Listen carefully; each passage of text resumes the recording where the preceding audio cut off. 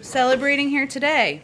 Okay, I'm just going to give you a quick overview of the week ahead. On Monday, the President will welcome Israeli President Rivlin to the White House. President Rivlin's visit will highlight the enduring partnership between the United States and Israel and the deep ties between our governments and our people. As President Rivlin approaches the end of his term, the visit will honor the dedication he has shown to strengthening the friendship between the two countries over the course of many years. On Tuesday, the President will travel to Southwest Wisconsin with Secretary of Agriculture Tom Vilsack to talk about growing agriculture and rural economies. On Wednesday, he will convene cabinet officials, governors from Western states, and private sector partners to discuss the devastating intersection of drought, heat, and wildfires in the western United States, and strengthening prevention, preparedness, and response efforts for this wildfire season, which is already outpacing last season alone. The 2020 wildfire season alone burned over 10 million acres across the United States, resulting in the loss of dozens of lives and tens of billions of dollars in economic damage. This meeting will focus on how the federal government can most effectively protect public safety and deliver assistance to our people in times of urgent need. And on Friday, the President will also deliver remarks on the June jobs report. Next week, even while all of this is going on, a busy week, the President will also continue to work and engage closely with members of Congress about moving his agenda forward, whether it's the bipartisan infrastructure agreement just announced yesterday or the budget reconciliation process that's also moving forward. And he will continue to on his work to protect the sacred right to vote. You'll hear from him next week on that. We're still finalizing the details, and he's been engaged in that work through his career, so you'll hear more from him on that next week. I'd also note, so I don't forget, today is Jerome's last day in the White House briefing room as a White House correspondent, so thank you to your service to the public over the last several years. All right, why don't we kick it off, Darlene? Thank you, Jen. Is the infrastructure agreement already stuck in a pothole? You worked hard on that. No, I I did. like it.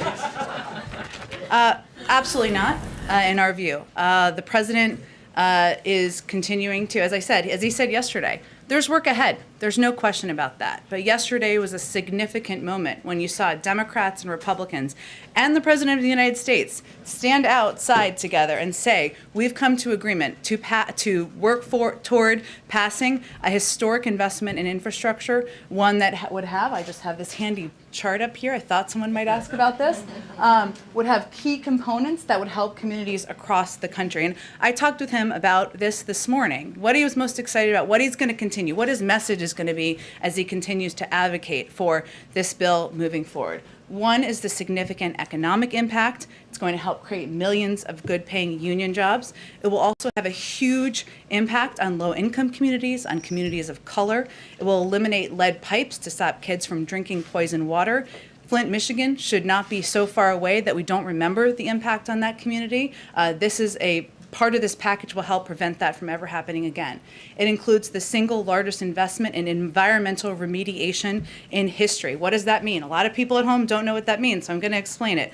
And it's 100% of what he asked for. It means cleaning up pollution in communities that have disproportionately borne the brunt of environmental pollution. It also means capping wells where big oil companies left wells uncapped with methane pouring out. It means putting people back to work to do the work we need to do to help create a clean energy economy for the long term. And it has the largest investment in public transit in our nation's history. We know this will also have an enormous impact on low-income communities, many communities of color. I'll also note there are huge components of this package that will help address the climate crisis. One is the first time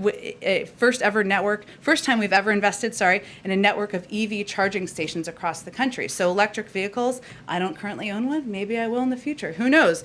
It will make it easier. There will be more charging stations so people can use them across the country. It will have the largest investment in history in a clean energy transmission grid, something that will also help us take a huge step forward. And this bill also will help us, and this is a piece he talked about yesterday, but he's particularly excited about us, make us more competitive in the world. And a specific example there is making sure we are building our battery industry here in the United States to compete globally. So that's the case he's making. He's going to continue to make. There's no question there's work ahead, and he's ready to roll up his sleeves and work like hell to get it done. But we're hearing from the Hill from a lot of senators that unhappiness over the president's decision to want to do both these packages at the same time, but preparing, moving them in tandem. When senators agreed to this deal, was the White House upfront with them that this was the way the president wanted to proceed? Well, first, you all have heard the president say multiple times publicly that he was going to move these bills forward, wanted to move them forward in parallel paths. And that's exactly what's happening. That hasn't been a secret. He hasn't said it quietly. He hasn't even whispered it. He said it very much out loud to all of you, as we have said many times from here.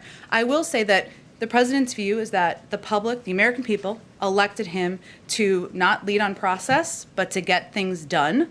The House and Senate are going to determine, the leaders in the House and Senate are going to determine the sequencing, the timeline, and he looks forward to signing both pieces of legislation. One other quick one. Yeah. What is the plan for, will we get a statement from the president after Derek Chauvin is sentenced? Do you expect the president will call George Floyd's family, be in touch with them after the sentence is It's a great announced? question, Darlene. I don't have any I don't have anything to preview for you. I guess I should say at this point we'll wait for the sentencing to come out. As you know, he has a close personal connection with the Floyd family, and certainly I know they and we are all watching this closely. Go ahead. Thanks, Jen. Does the president have any plans to visit Surfside to see the devastation for himself?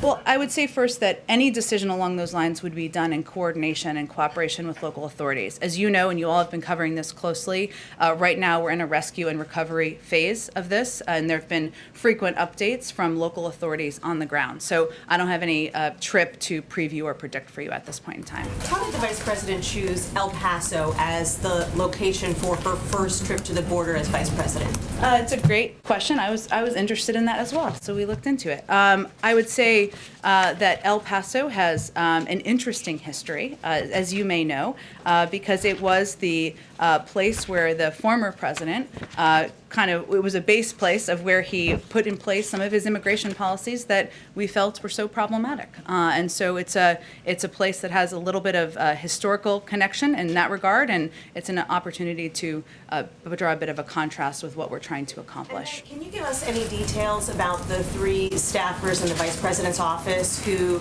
are leaving?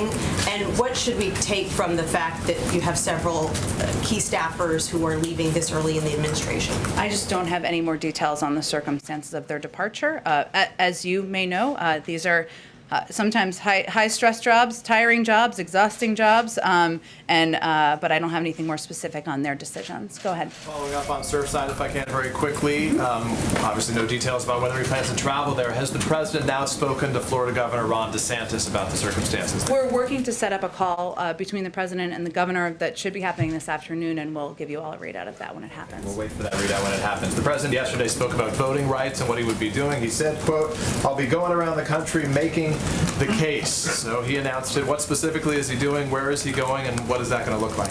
Stay tuned. I don't have any specific visits to announce for you yet, but this is going to be a fight of his presidency. He believes that voting is a fundamental right for the American people. He's going to use every lever at his disposal to advocate for that. You'll hear more from him next week as well. The DOJ announcement today that they would be filing this lawsuit against Georgia, given what's going on with their election law there. Did the White House play a role in that? Did the president consult anybody? Does he have any thought on it? We did not. That was an announcement they made on their own, but it certainly is consistent with the president's commitment to the administration and the guidance he's given publicly and directly to use every lever at our disposal to ensure we are protecting the fundamental right to vote across the country.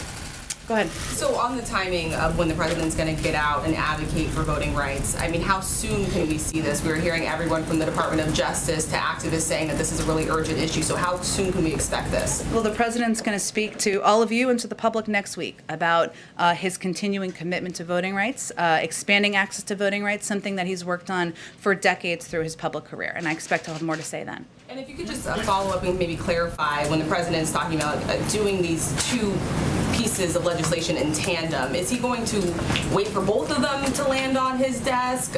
What exactly is the timeline here? How does this play out?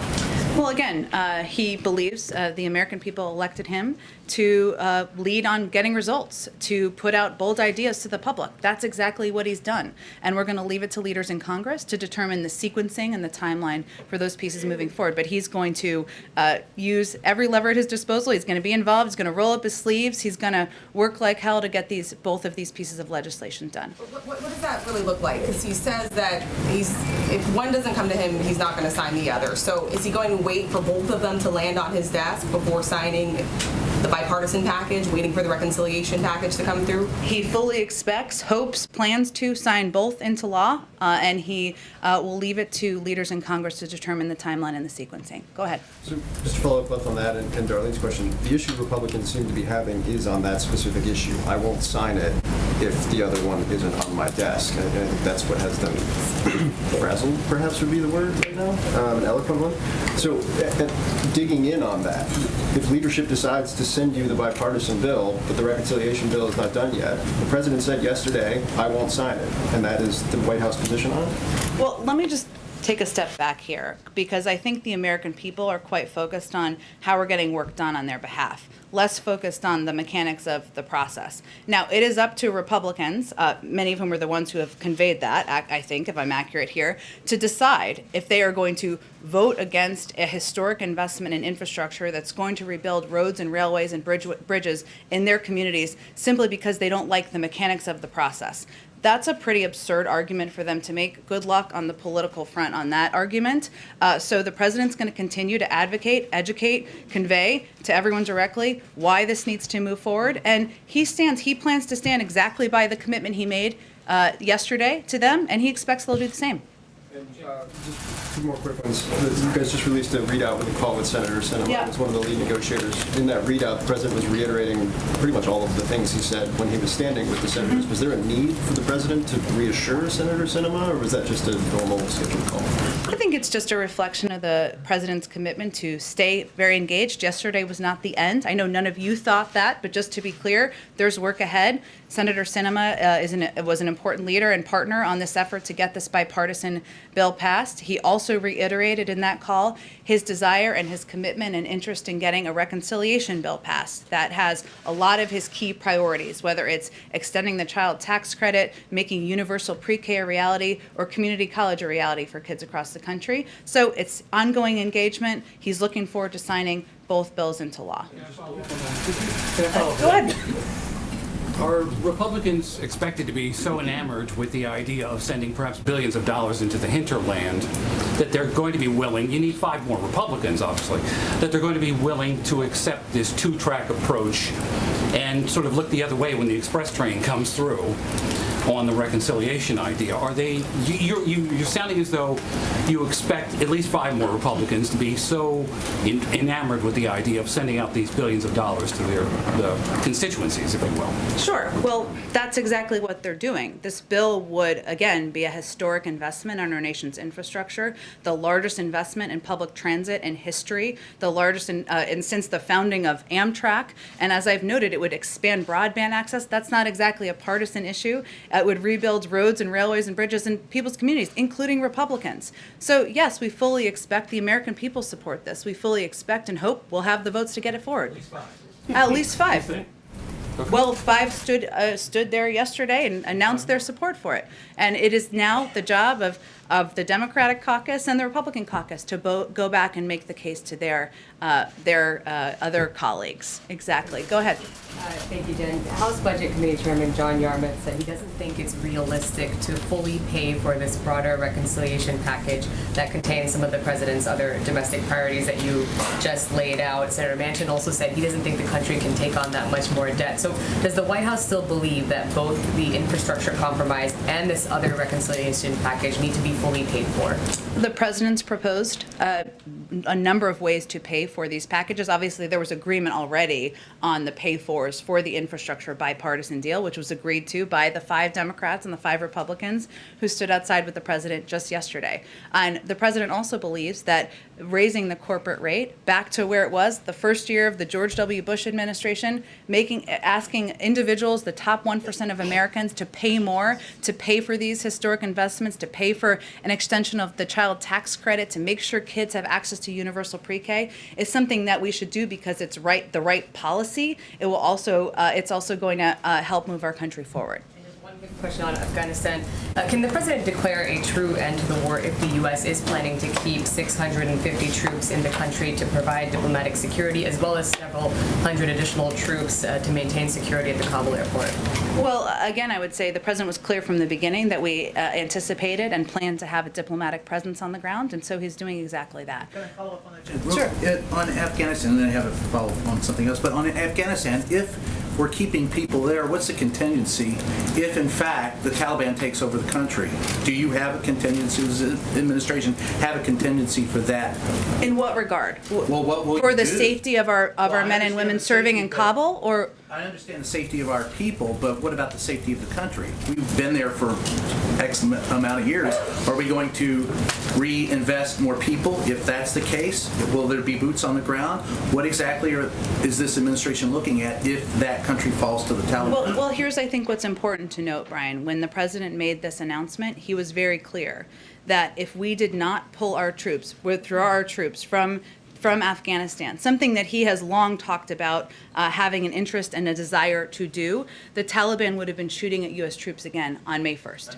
That's a decision he had to make as president. So the withdrawal deadline negotiated, because of the withdrawal deadline negotiated, I should say, by the prior administration. So his fundamental belief is that after 20 years, it's time to bring our troops home. We're doing that in a timely and orderly fashion, led by the Department of Defense. And we had to make sure we were taking steps. If we had left our troops there, they would be in harm's way. That was a step we had to take. And so if the Taliban takes over, what would we do? Well, again, I'm not going to get ahead of or anticipate. We have a range of capacities, including over-the-horizon capacities and capabilities that we will maintain in place. The president announced that at the beginning of his announcement. Follow-up, the other question is this administration prepared for? We've heard rumblings from the former president and his supporters about August and the inevitability of him being reinstated. Is this administration prepared to meet the challenge if, in fact, they press that issue in August? I mean, we've already seen an insurrection. What would this administration's actions be if that is pressed in August? The president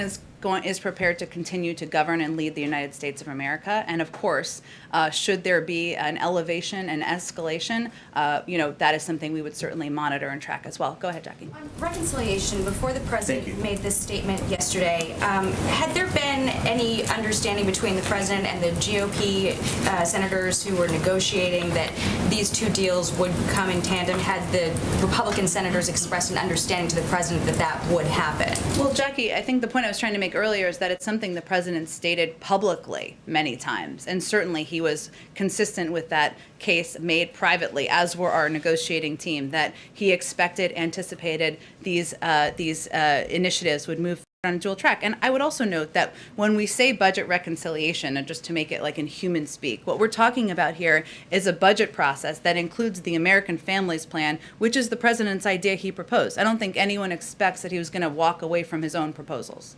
And the Republicans had expressed an level of understanding that would happen. I'm not going to I'll let them speak for themselves, but again, the president said this, as we did multiple times publicly. And on reconciliation, what are the red lines and the must-haves, and is the same team working with Congress, Ricchetti, Terrell, Deese, about the next steps in the reconciliation? Well, earlier this week, today's Friday, I think it was Wednesday, we did have a number of those individuals you mentioned, as well as Susan Rice was a part of the team, and there may have been one or two other people who went up to the Hill to talk about the budget reconciliation process. We're obviously at the early stages of that. There's a lot to discuss and negotiate, including among Democrats, so we'll let that proceed in the coming weeks. And then with the DOJ suing Georgia, is this the beginning of more lawsuits against similar efforts in other states? Has the White House expressed any concern areas as they take on voting rights and initiatives like that? I'll let the Attorney General and the Department of Justice speak to that and what their plans are. They probably won't preview them, I would expect. But I think it's just a reflection of the fact that the president has conveyed his priority is using every lever at his disposal to protect the fundamental right of people in this country to vote. What's your timeline for these two pieces of legislation? I don't have a new timeline to predict for you here, Steve. Again, Speaker Pelosi has been doing this a while. I don't know that there's anyone better, and we're going to work with her, Leader Schumer, and others to make sure we get these bills signed into law. On the Afghanistan meeting, is the president going to talk about a negotiated political settlement? Is that still possible in Afghanistan? A political path forward is certainly one that we continue to support. We have a negotiator, as you well know, who is monitoring and closely engaged in that process, and so that is certainly ongoing and will be a part of the agenda. Go ahead. Thank you. On Afghanistan, in terms of SIV applicants, Sure. The president said yesterday this would be a topic in the meeting today. Yeah. Can you provide clarity on what neutral locations these applicants will be moved towards? And then also, will that withdrawal include those who have already fled Afghanistan because of a fear of retaliation to places like Jordan or Egypt? Yeah, so let me give you information on where we are, and it's unfortunately not going to answer every single question. Some of this we're not going to be able to outline for security reasons. But we have identified a group of SIV applicants, special immigrant visa applicants, who have served as interpreters and translators, as well as other at-risk categories who have assisted us.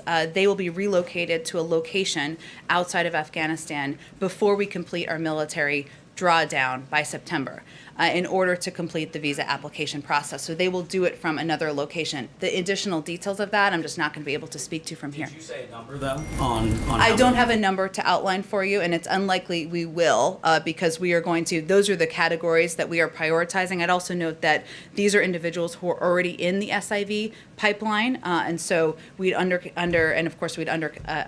any relocation in full compliance with U.S. law. And just a follow-up. I know I've asked about this good amount, but from my colleagues as well. We reported yesterday that the administration would lift Title 42 in a phased approach this summer. Does this summer look likely? And here's a new addition to that question. What will be the administration's plan once that policy is lifted? Will it be centered on deterrence? Will it be prioritizing restoring the asylum system? Well, first I would say on the second part that of course we want to restore the asylum system and we want to make it more operational, we want to make it more humane, and there's a lot of work we need to do after the disaster of the last 4 years on this front.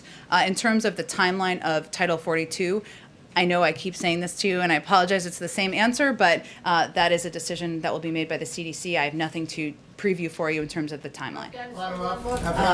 Go ahead, Karen. Go ahead. Jen, Georgia Governor Brian Kemp today accused the president and his allies of weaponizing the Justice Department to undermine election integrity. What's the White House reaction to that? I would say if you have such a fear of making it easier and more accessible for people to vote, then I would ask you what you're so afraid of. Does the White House see the Justice Department as its only real way of going on offense against some of these sweeping efforts across the country to implement voting restrictions, that as opposed to legislation right now? No, we don't. That's a good question. I mean, it is an area where, of course, the Attorney General and some of the as you know, Kristen Clark, Vanita Gupta, some of the highest ranking officials in the Justice Department the president nominated and pushed for their confirmation have long records of advocacy, effectiveness, and work on these issues. So he certainly entrusts them with the work they're going to continue to do on this front. We are going to continue to fight for, battle for, work toward federal legislation. I know it does not seem easy at this time. Hard things, we do hard things. That's what we do here.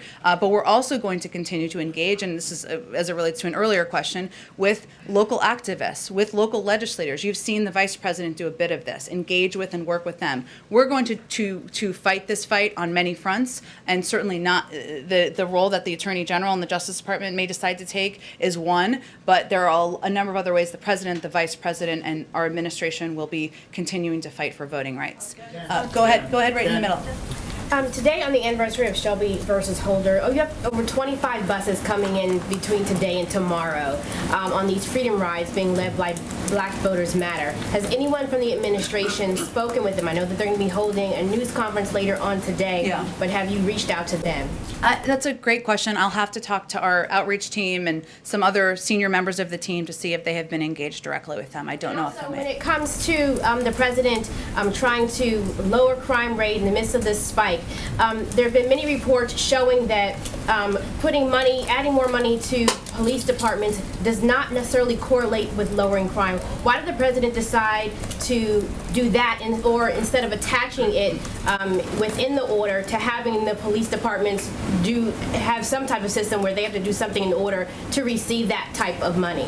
Well, first I would say that the president, and we saw some positive steps forward just yesterday on police reform and the negotiations. That's certainly a positive step. The president believes we need to do both. And most people in most communities across the country where there's rising crime agree. And what the president announced just a couple of days ago was primarily a plan to reduce gun violence, which he feels is a big driver of violence across the country. But I would say community policing is something that we've seen as effective, building trust in communities, ensuring that that law enforcement are working on behalf of communities. That's what he was proposing funding to go towards. That is different than a step as it relates to the criminal justice system. Is he going to talk back about creating a police oversight commission? Well, I think a number of activists have conveyed that is not their preference for the path forward. They want to see this legislation move forward. We've seen some progress on that front, so that's where we're going to put the basket. We're going to put our eggs. Go ahead in the middle. Yeah. Now that Vice President Harris is visiting the border as we speak, when will President Biden visit?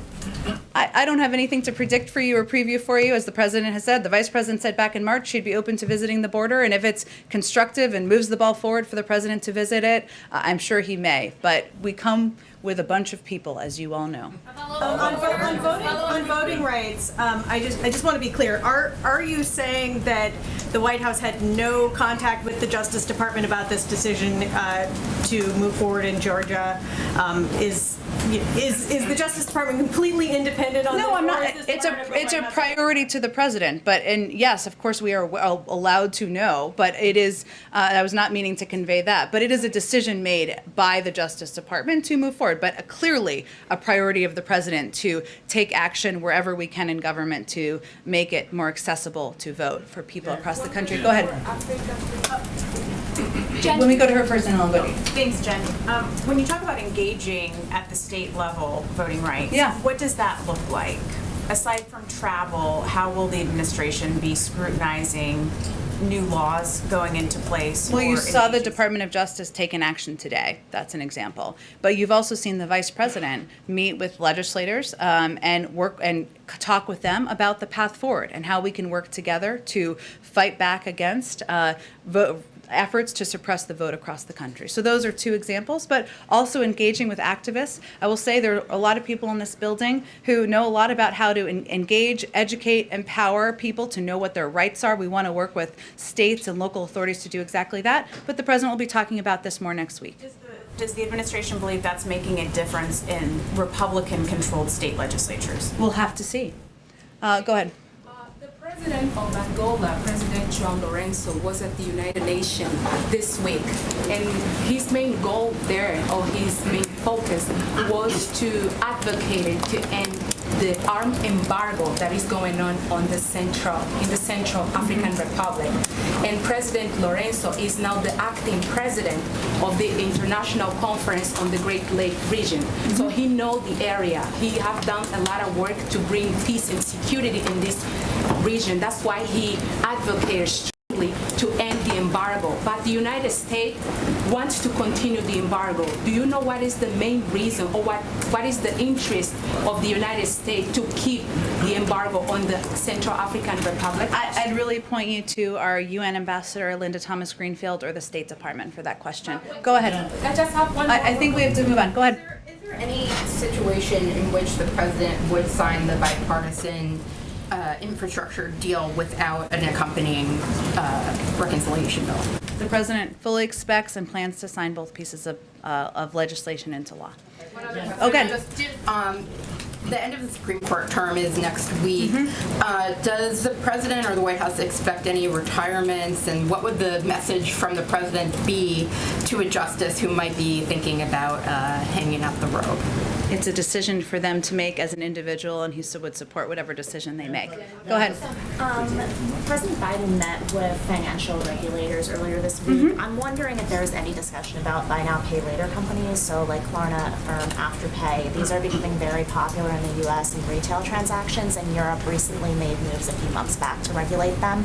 Is there anything you can tell me about that? You know, we provided a readout of the meeting and what the focus of the meeting which was to provide an update on the state of the financial markets, to talk about how they can work to make credit more accessible. I just don't have anything more to read out for you. You could certainly reach out to any of the regulators if they want to speak about anything they raised, but I don't have more of a readout from here. No discussion from the White House on that. I would point you to the regulators. I don't have any more to read out from here. Go ahead. Jen, the president is meeting shortly with President Ghani and Chairman Abdullah. They met yesterday with the Senate's minority leader, and after that meeting, he called for a reversal of course by this administration to avoid a Taliban takeover of Afghanistan, contending that'll give rise to renewed terrorism threats to the U.S. homeland. What is your response to Senator McConnell on that? I would first say it's important to take a step back and remember what we inherited. One, the lowest number of U.S. and partner forces in Afghanistan since the early days of the war. Two, an agreement between the United States and the Taliban to draw down all U.S. troops by May 1st, just 3 months after Inauguration Day, a very short timeline. And three, a military stalemate between the Taliban and Afghan forces. That's the hand we were dealt. The president made a decision, which is consistent with his view, that this was not a winnable war. To bring the U.S. troops home after 20 years of fighting this war. And a big part of that decision was also around the fact that if we left our troops there, our troops would be at risk because the Taliban would be shooting them by May 1st. That's the basis of it. Are there challenges to it? Of course. Will we continue to be engaged, as is today is evidence of, with the government about how we can continue to provide humanitarian security support? Yes, we will. Will we have a presence on the ground? Yes, we will. But that was a decision the president made with all of those factors involved. Go ahead. Thank you. Good to see you again. Oh, hello, Goyal. How are you? Thank you. Good to see you again. Good to see you. Quick two questions, please. One on U.S.-India relations, of course. Prime Minister Modi has spoken with President Biden a number of times. And have they, at the level of moving forward U.S.-India relations now between the two of them, and as far as the vaccine is concerned, and where do we stand? Well, I would say, Goyal, that India is an incredibly important partner to the United States in the region and globally, and we work with India on a range of issues, as you well know, economic, strategic, security, and the United States certainly took a range of steps as India was at the early stages of dealing with a rise in the pandemic to help provide a range of assistance, and we will continue to do that moving forward. Go ahead. I'm sorry, Goyal, we're going to run out of time, so I just want to get to as many people as possible. Go ahead. Sure. Texas Governor Greg Abbott released a statement saying that he would have preferred the vice president went to the Del Rio sector or the Rio Grande area. Any response to that? And secondly, was there any communication between the vice president's office that you can tell us about with the governor's office about a potential meeting? A meeting with the governor? Between the vice president and the governor. I am happy to check with them and see if there was, or if that was ever a part of the plans, and I'll get back to you on that. To his criticism about where she went today. Well, I would say the purpose of the vice president's visit, as we've outlined, was to, she's long said she would be open to visiting the border. She's doing that with Secretary Mayorkas, who oversees the border and has helped lead a range of progress there that we've seen over the last couple of months. And there certainly is a connection between the important work the vice president's doing in the Northern Triangle, where we've also seen a reduction in migration of unaccompanied children since March and since April.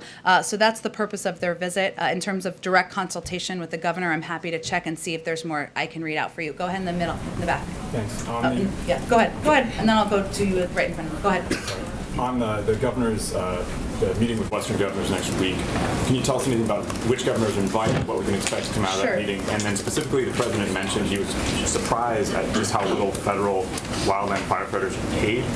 What would the administration do about that? Well, one, we could pass a federal minimum wage, which would represent a higher wage than it seems the firefighters are getting. But certainly he will continue to advocate for additional support and assistance for the men and women serving as firefighters around the country. Let me give you a sense of the governor's coming. So the meeting first will focus on how the federal government can improve wildfire preparedness and response efforts, protect public safety, and deliver assistance to our people in times of urgent need. As a former local elected official himself, maybe he will always feel that way in his heart, I think. He feels it's really important to engage directly, sit with people as you can, either remotely or in person, to really discuss what the holdups are, what the challenges are, how can we help be better partners from the federal government. So this is an example of that.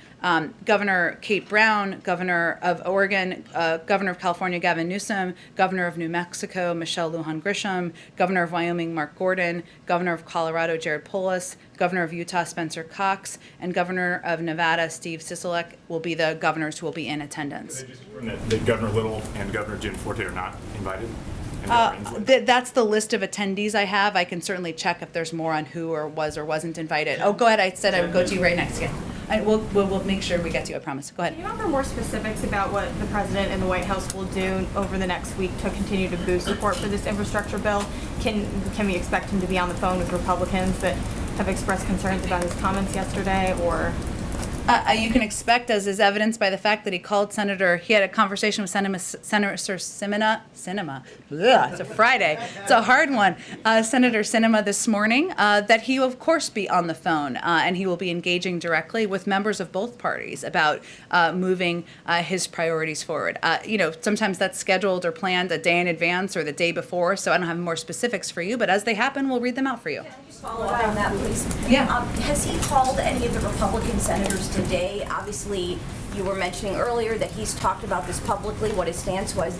There are Republican senators that are surprised by what he said yesterday and are upset, as has been reported. So has he talked to them today, and what is he doing to sort of keep this deal intact?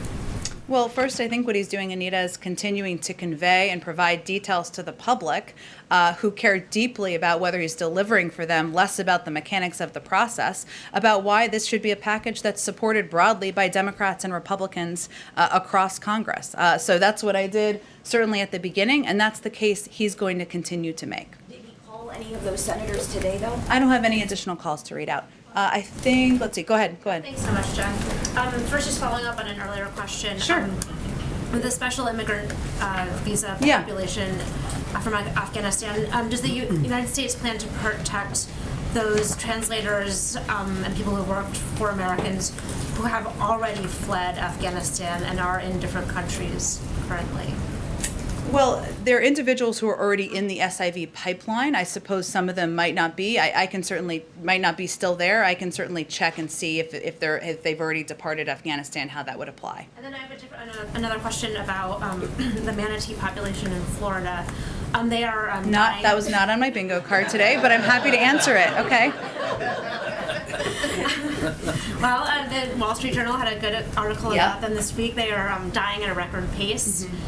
800 of them died in the last year, and I wanted to see if the administration believes that these animals should be relisted as endangered, and also whether anything in Biden's infrastructure deal that he struck yesterday would continue on to help with part of the problem is that the Florida waters are not clean. Yeah. And it's sort of hurting their habitat. Yeah, I will say, in all seriousness, I mean, certainly it's an important question, an important issue. I don't want the pro-manatee people to not think I feel that.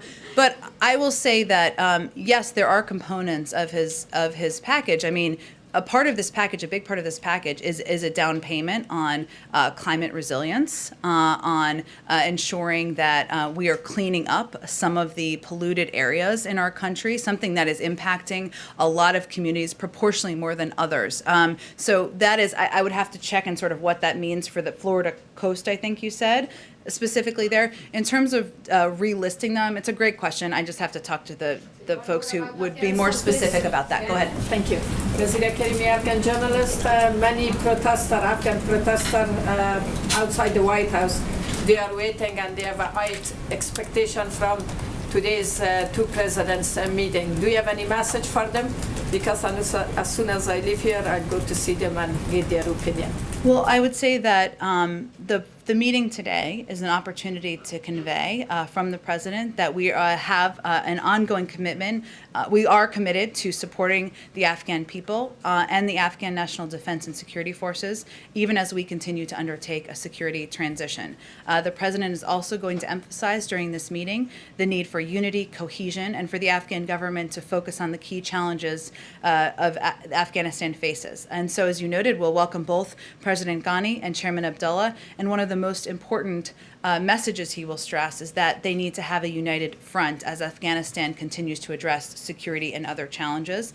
And finally, he will emphasize our continuing diplomatic support for the peace process and for all Afghan parties to engage in good faith in that process. So the bottom line that you can convey is that he's going to discuss our enduring United States support, including through security assistance to the Afghan National Defense and Security Forces, development and humanitarian assistance to support the Afghan people, and diplomatic engagement and support of peace.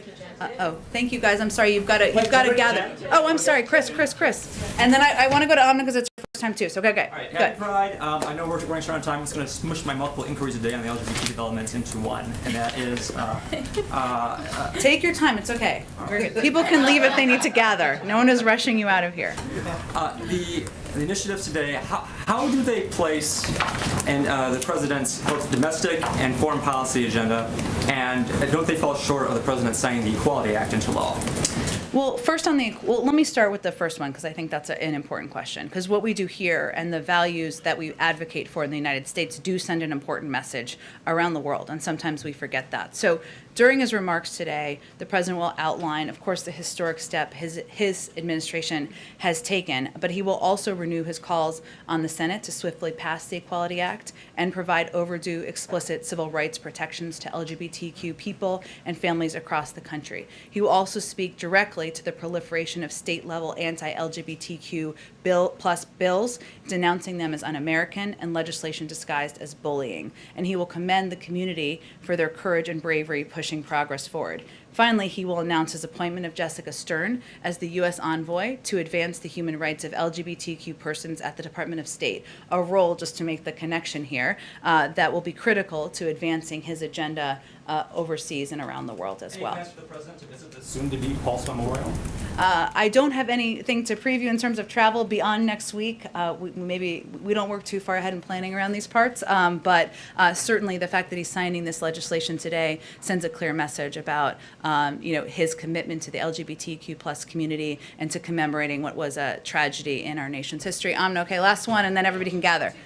Afghanistan. The news hour has been in touch with Taliban spokesman Sohail Shaheen. Ran by him the reports of hundreds of additional U.S. forces staying beyond the withdrawal. This is his response. He says it's a violation of the commitment and the agreement made by the U.S. It jeopardizes the peace process and could pave the way for continued prolonged war. So what's the White House response to that? I would say first that we have been very clear, and the President was when he made his announcement about his plans to withdraw troops, that we plan to have a diplomatic presence on the ground, including a security presence to protect our diplomatic presence on the ground. And that's something that has been a part of the discussion from the beginning. And beyond that, I certainly would have to talk to our national security team if there's more. Just one more quick one. The family of Mark Frerichs, a U.S. Navy veteran who is still held hostage in Afghanistan, is worried that as U.S. troops continue to leave, you've lost all leverage in any efforts to free him. So what's the President's message to his family? The President's message is that he will continue to fight every day of his presidency to bring Americans home who are detained overseas, whether it's in Afghanistan or any other country around the world. Again, we will have a diplomatic presence on the ground. We will continue to work closely with the government with security support, humanitarian support, and there needs to be a continued political process, ongoing negotiations. That will be part of the President's message today when he meets with the leaders. Thanks, everyone, so much. Happy Friday. Happy Friday.